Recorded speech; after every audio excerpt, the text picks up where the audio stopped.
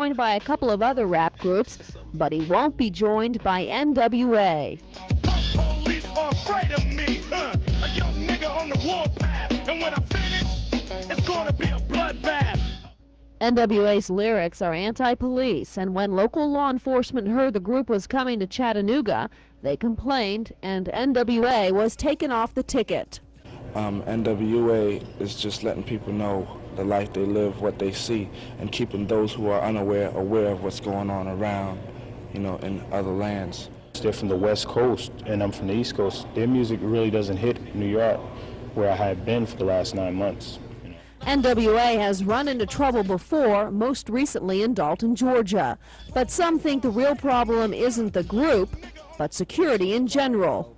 The major rough, talk, a lot of that kind of stuff, group gets blamed because they say, oh, well, you caused it because you always talking violence and blah, blah, blah, blah.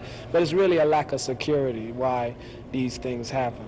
With or without the controversial group, the show will go on. Chattanooga NWA fans will just have to get their music in the store.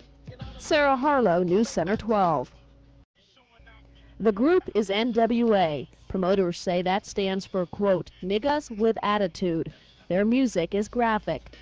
Police are afraid of me, a young nigga on the warpath, and when I finish, it's gonna be a bloodbath. These sound waves are making waves with local police officers. The group's lyrics are anti-police and anti-authority. I'm personally very offended by what they're advocating through their song, for whatever their reason for doing it. I think it's irresponsible. I would hope that there are enough parents and enough young people who are proud of the work the police do that they would, on their own, choose to boycott this type of performance.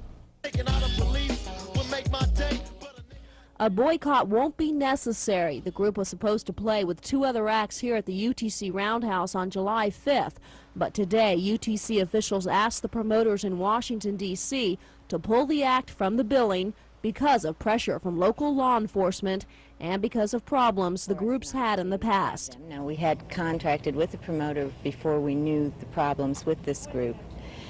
And then there was the incident in Dalton, and also last Sunday night in Cincinnati, the group was fined for vulgarity on stage, and that made our position a little bit stronger.